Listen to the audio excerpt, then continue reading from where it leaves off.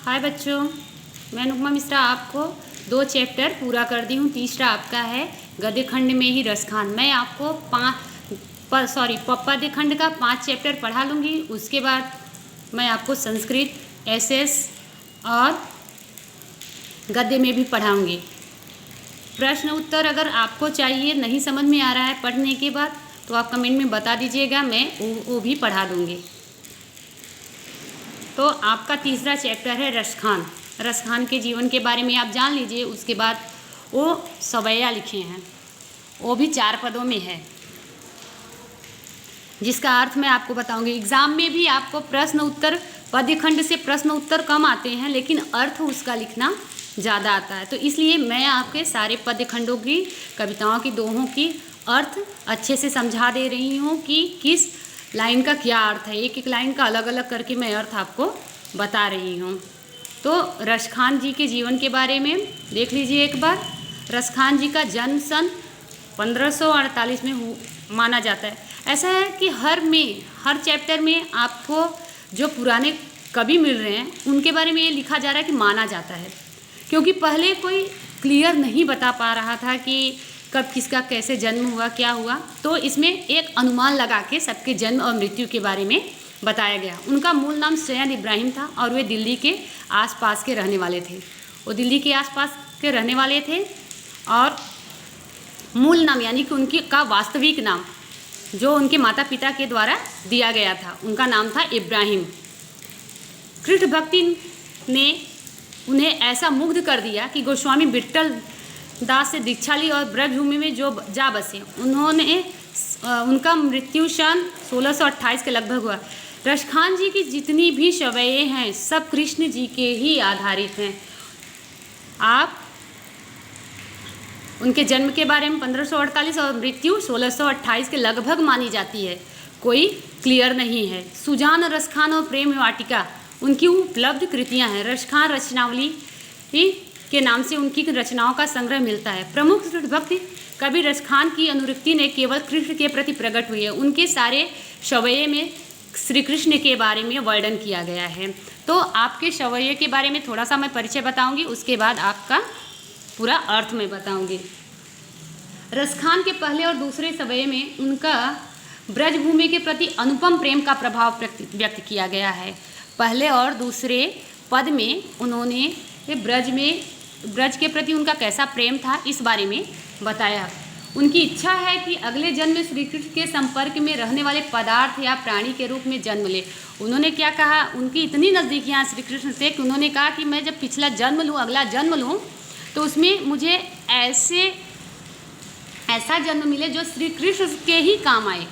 वे श्री कृष्ण के काले कंबल पर तीनों लोकों का सुख त्यागने को तैयार है। तीसरे शवैये में श्री कृष्ण के रूप में सौंदर्य के प्रति गोपियों की मुग्धता का चित्रण किया गया है, जिसमें गोपियों का स्वयं श्री कृष्ण के रूप धारण करना चाहती हैं।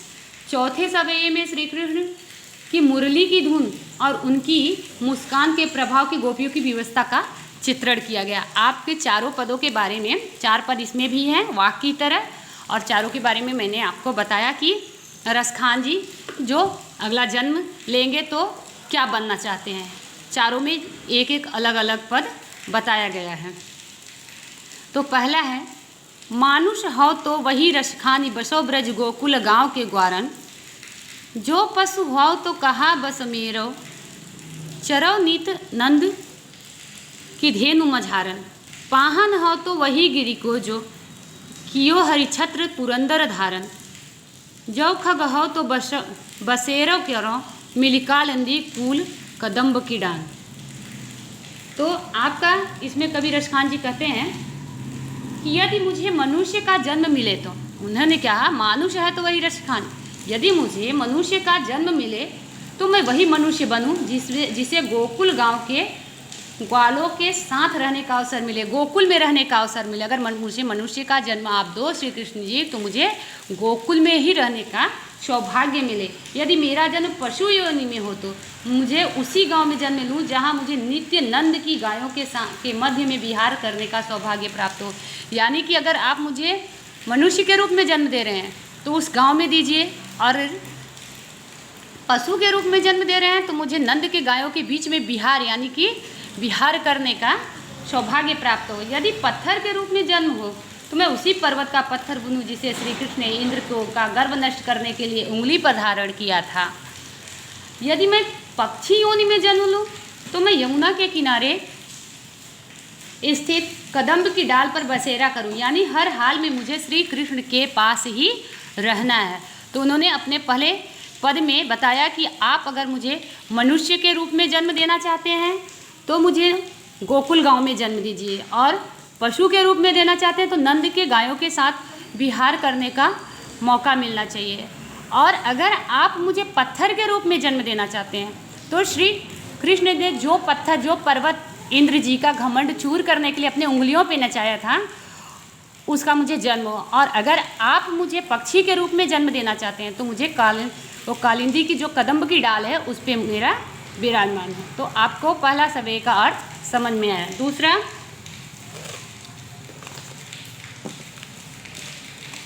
या लकुटी यरु कामरिया राज तिहुपुर को तजडारो, आठों सिद्धि नौ निधि के सुखनंद की गाय चराओ बिसारो, रसखान कबो इन आखिन सो ब्रज के बन बाग तड़ाग निहारो, कोटि के कलधौत के धाम करील के कुंजन ऊपर बारो। रसखान श्री कृष्ण से जुड़ी चीज़ों के प्रति अपना प्रेम प्रकट करते हुए कहते हैं कि यदि श्री कृष्ण की लाठी और कंबल के लिए अगर उन्होंने तीनों लोगों का राज,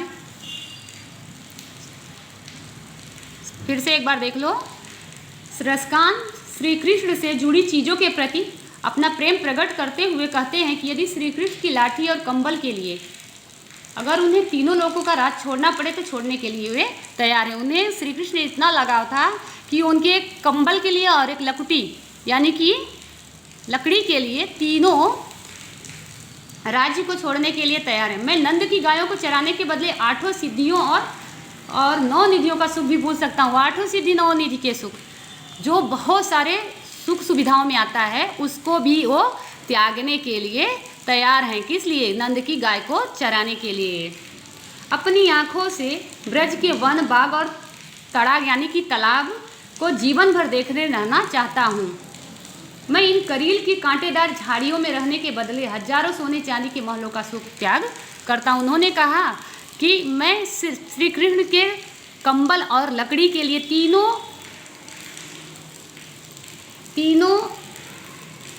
उसको कंबल के लिए तीनों लोगों का राज छोड़ने के लिए थे। अगर मुझे तीनों लोगों का राज्य मिल जाए तो भी मैं छोड़ दूंगा, और उनके नंद के गाय को चराने के लिए मैं 8 सिद्धि 9 निधि के सारे सुख संपत्ति को भी मैं त्याग दूंगा। रसखान इन आँखों में अपने ब्रज को, बाग को, तड़ाग यानी कि तालाब को निहारने के लिए कोटि के कलधौत के दाम कर अपने इन करील की कांटेदार झाड़ियों में रहने के बदले हजारों सोने चांदी के महलों को भी सुख त्यागने के लिए तैयार हैं।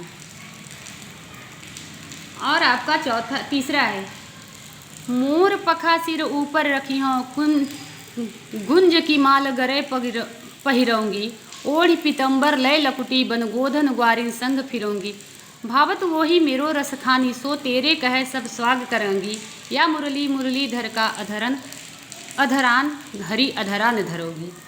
आपको इसमें बताया गया श्री कृष्ण के सौंदर्य पर मोहित होकर एक गोपी दूसरी गोपी से कहती है कि हे सखी, श्री कृष्ण जी वैसे भी बच्चों बहुत ही इतने उनके चेहरे पे तेज था कि उनसे सब लोग प्रेरित हो जाते थे। तो वहाँ की गोपियाँ तो उनसे अत्यधिक प्रेरित थी। तो उन्होंने क्या कहा, श्री कृष्ण गोपी दूसरी गोपी से कहती, हे सखी, मैं सिर के ऊपर मोर पंख रखूँगी, गुंजों की माला पहनूंगी, मैं पीले वस्त्र धारण करके गायों के पीछे लाठी लेकर ग्वालों के संग वन में भ्रमण करूंगी।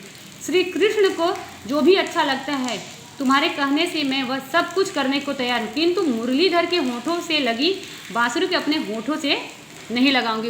उनका इतना प्रेम था कि कह रही है कि श्री कृष्ण के साथ रहने के लिए, जाने के लिए मैं सारे कार्य वो करूँगी।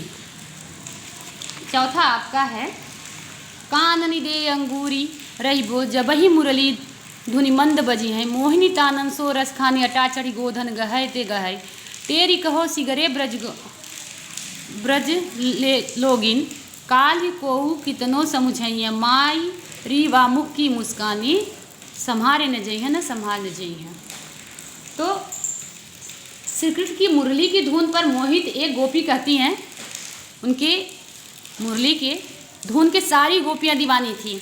तो एक गोपी उसमें से कहती है कि जब श्री कृष्ण मीठे स्वर में मुरली बजाएंगे तब वह अपने कानों में अंगुली डालेंगी।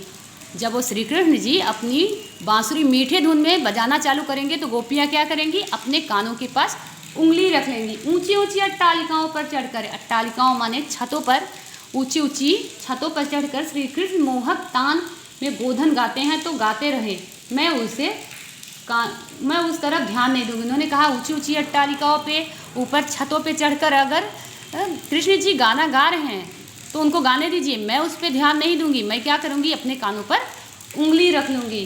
वे ब्रज के लोगों को बता देना चाहती है कि श्री कृष्ण की मुरली बजेगी तो उसकी धुन सुनकर श्री कृष्ण की एक मुस्कान पर वे अपने आप को संभाल नहीं पाएंगी। इसमें यह बताया गया कि श्री कृष्ण जी मुरली जब बताते हैं तो गोपियाँ क्या करती हैं, अपने आप को संभाल नहीं पाती और जहाँ भी रहती हैं वहाँ दौड़ी चली आती हैं। तो उन्होंने कहा कि जब वो गाना गाएंगे तो मैं क्या करूँगी, मुरली बजाएंगे तो मैं क्या करूँगी, अपने कानों पर उंगली रख लूँगी, और अगर वो अट्टालिकाओं पर जाकर, छतों पर जाकर गाना गाएंगे, गोधन गाएंगे, गहे तो गहे, कुछ भी करेंगे, लेकिन मैं इस पे ध्यान नहीं दूंगी। अर्थात आपको रसखान जी के सवैया के बारे में पूरा, अभी आपका प्रश्न उत्तर बचता है तो आप कमेंट में बताइए कि प्रश्न उत्तर आ रहा है कि बताना पड़ेगा आपको।